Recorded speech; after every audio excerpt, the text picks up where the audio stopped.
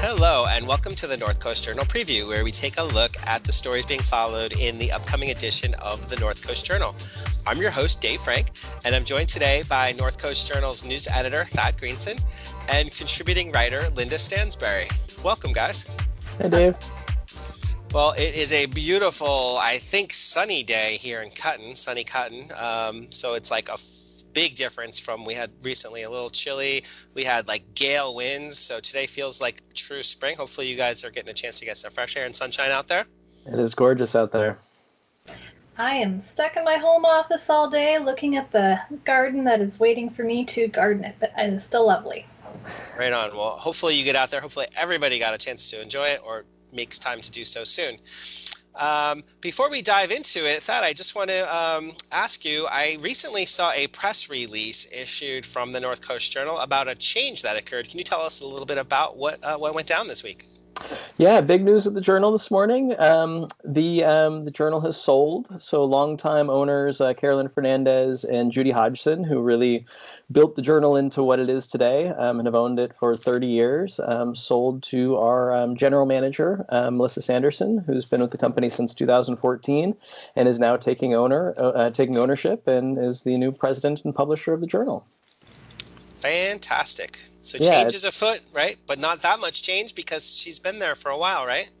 Yeah, the change really is that Carolyn and Judy wanted kind of a succession plan, and they were, they've been doing this for a long time, wanted to move on to other things, didn't want to be tied down to owning a company, but wanted to find a buyer who was going to keep the Journal, and that's exactly what Melissa wants to do, so it's the best possible outcome. Really, really excited for everybody involved, including selfishly myself, to get to keep working at the Journal, being what it is. So. Well, fantastic. If folks get a chance to read that press release, it gives mad props to you and your team and everybody around you. And you guys are award winning, and there's a lot of great accolades that flow your way. So hopefully things continue. I'm wishing you guys all the best on the change. Thanks, David. You are most welcome. Okay, with that said, let's dive right in. You're joining us this week. Linda, can you tell us a little bit about what's on the cover story this week?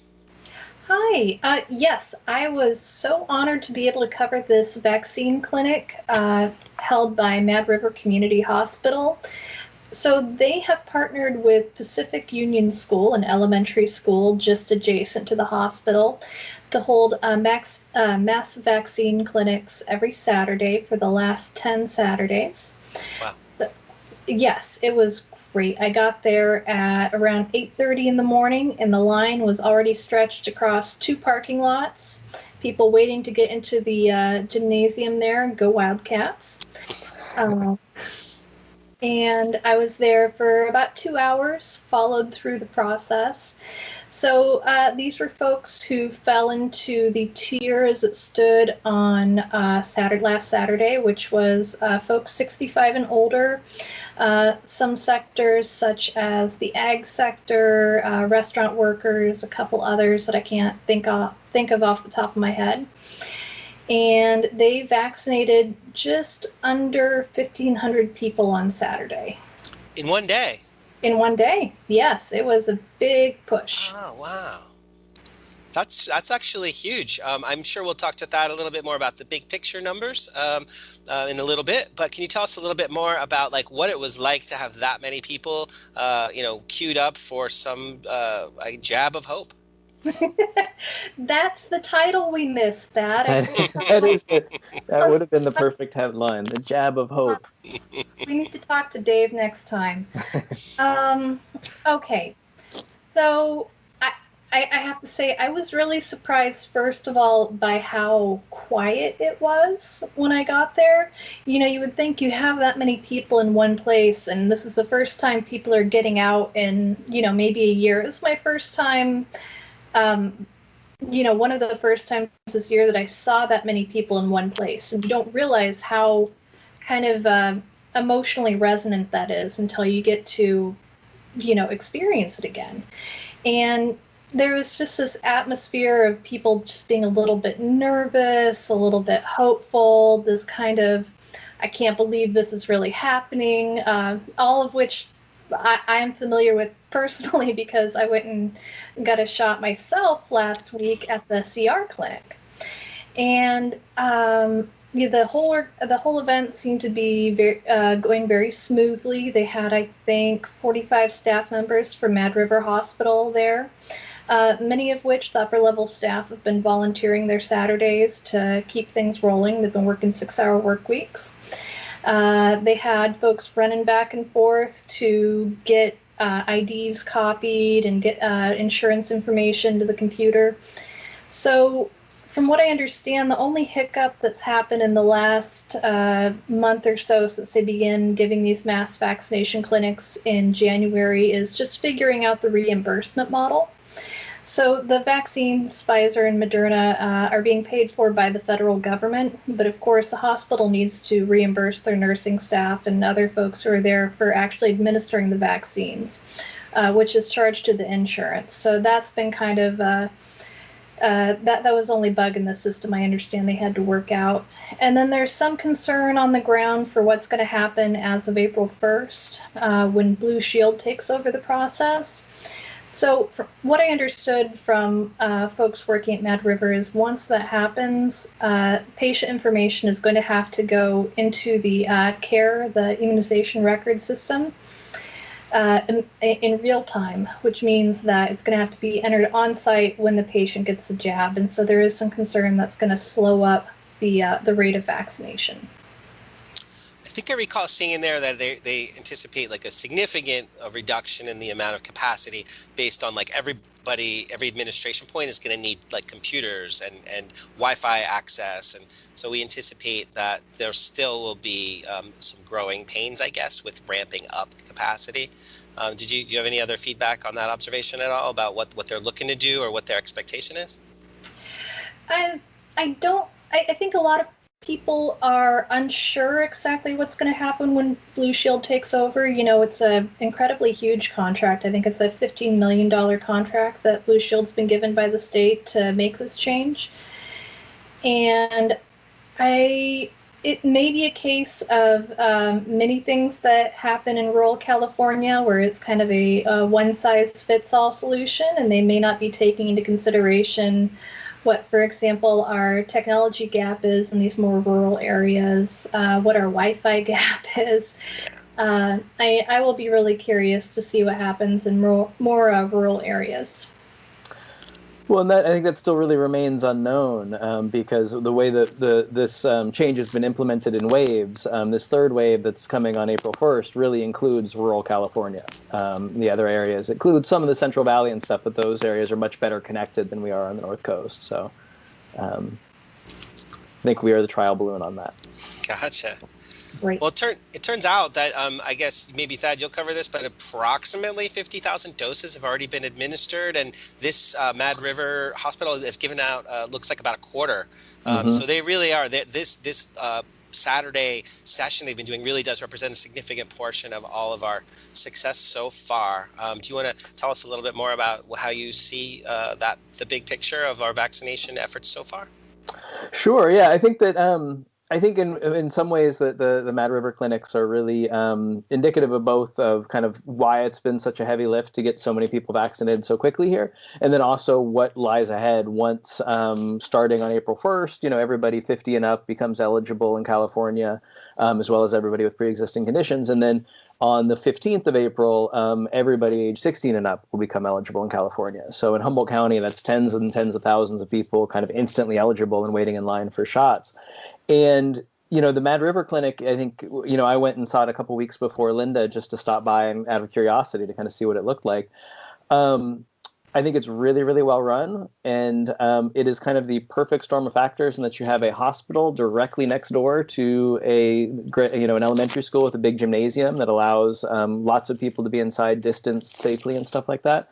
So it's kind of a unique site, and then they've thrown everything they have at it to really get this many people vaccinated 10 weeks in a row.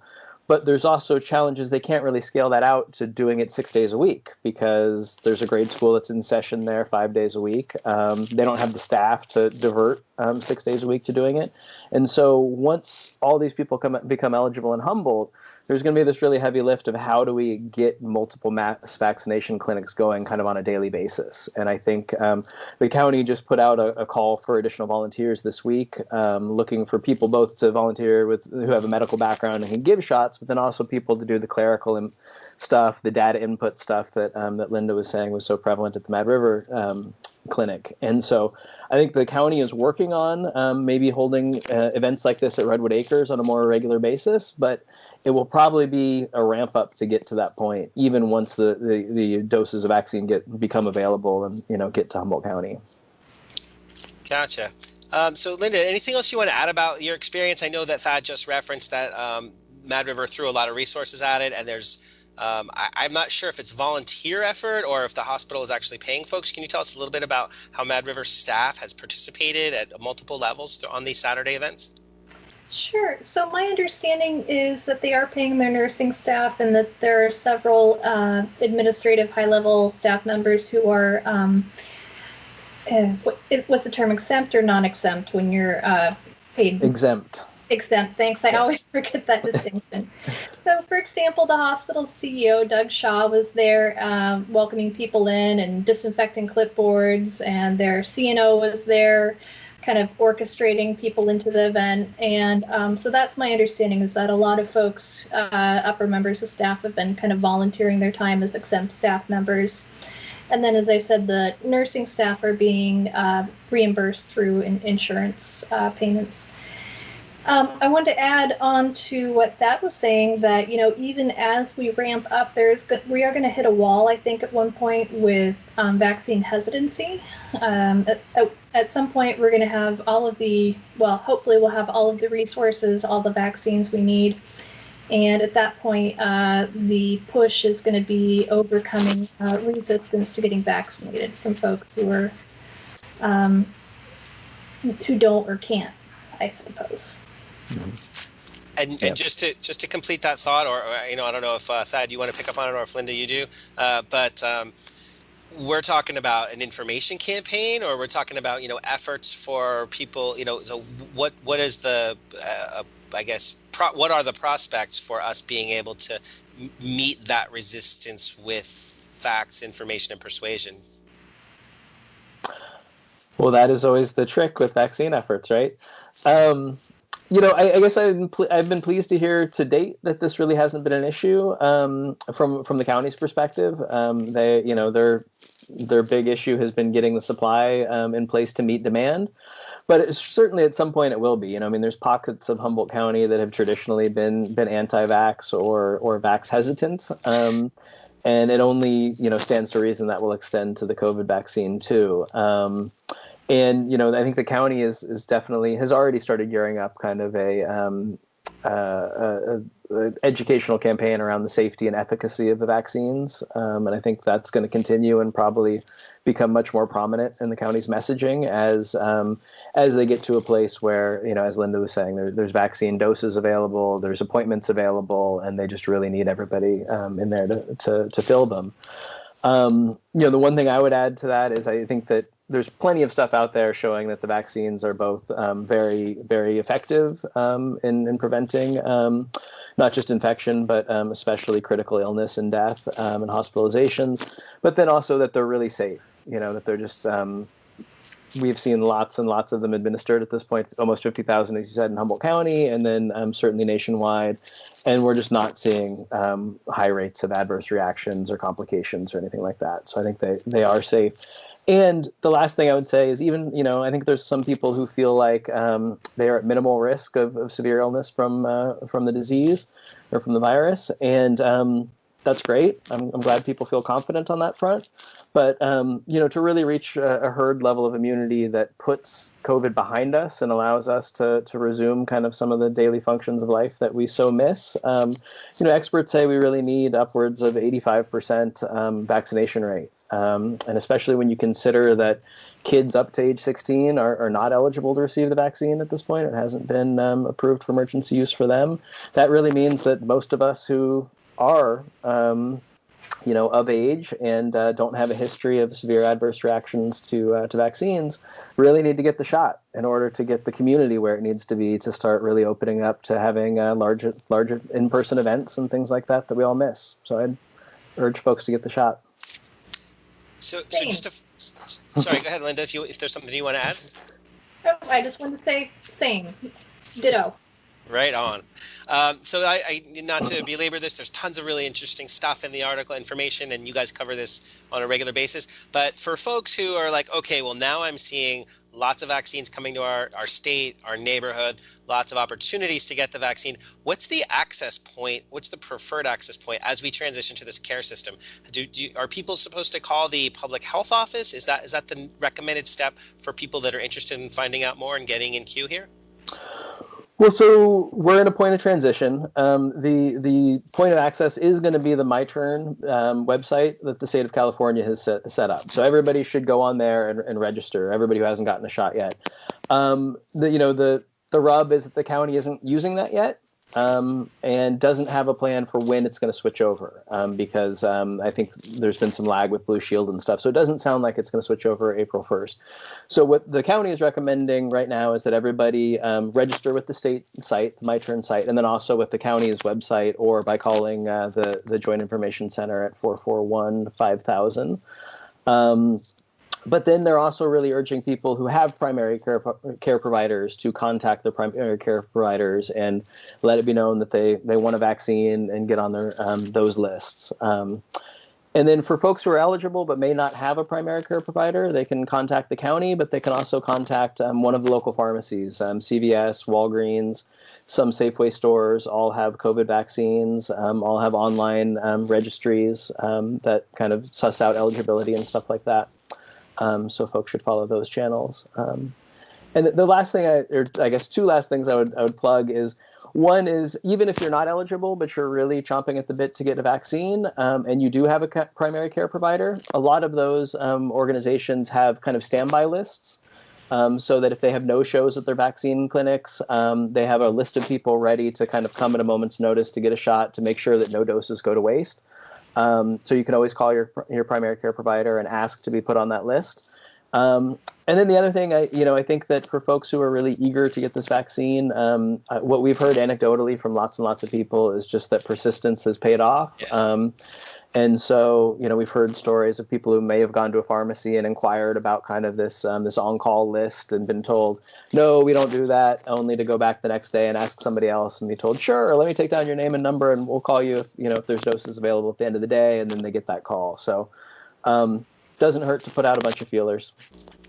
And in the meantime, stay home, wash your hands, wear a mask, be safe. Sooner or later, we're going to be there, but we're not there yet. So keep taking the same precautions. Absolutely. And even for the folks who are vaccinated, that the CDC has said that opens up what you can do in the privacy of your own home as far as having some visitors over and maybe seeing the grandkids and stuff like that. But it doesn't mean that you can go maskless out in public or, things like that. Mind your P's and Q's. Set a good example. Thank you both, Linda. Thank you for this amazing cover story, and Thad for filling in so much of the information gap as you do. I think we've reached a really important point in this process for all of us, and now the information that you guys provide are really, really helpful. So thank you. Thanks, Dave. Thank you. I know we took up a little bit more time than we usually do, but I think it was really important that we did so. Without Jennifer this week, Thad, it looks like you're standing in. Can you fill us in on what's going on the Arts and Features beat North Coast Journal this week? Absolutely. This week we have a wonderful table talk by Jennifer that is just a really uplifting, nice story. So I really encourage everybody to check it out because we all need some good news these days. But it is diving into the new world of Northtown Coffee, which is the coffee shop that's kind of right across the bridge from HSU campus.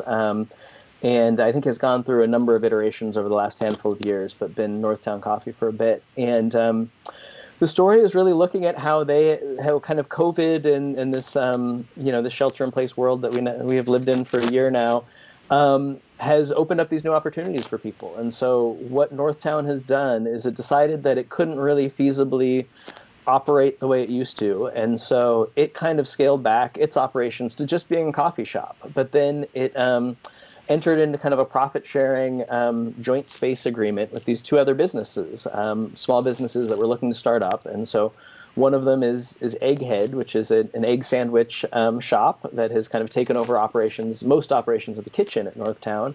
And then the other is a pastry shop. And so it really has enabled these three business owners to totally put on blinders and just hone in on their passions. And so one of them is just all about the coffee, one is all about his pastries, and the other is really about these egg sandwiches. And it has cut overhead for all three of them, and allowed them to get started, especially the two that were coming on, the pastry business and the Egghead shop, to really focus on kind of getting the best ingredients they can, buying local, and putting their all into these kind of specialty offerings. And then they've come up with an innovative way to that kind of at point of sale at the cash register. It divvies out what comes from where, and so they can make sure they're covering their costs. And then three of them are sharing any profits kind of above and beyond meeting cost.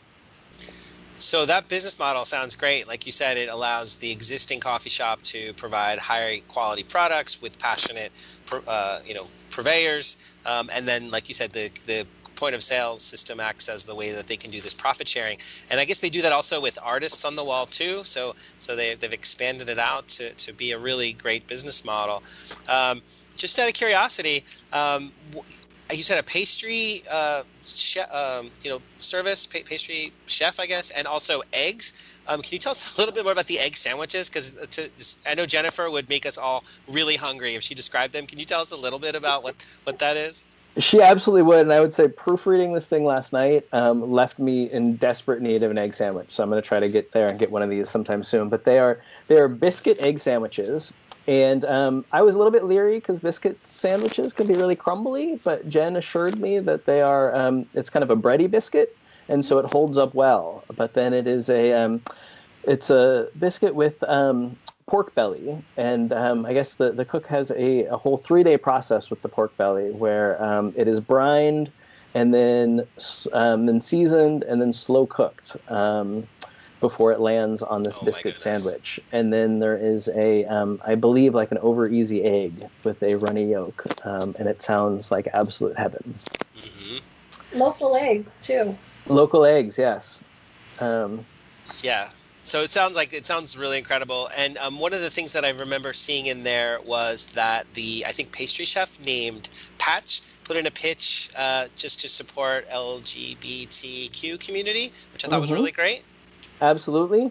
He is a trans man and is, I think, told Jen that, it's important for him to let that be known. So folks, so it's kind of normalizes the conversation. Yeah. And he, at some point said, Jen, you like that cookie? A trans man made it.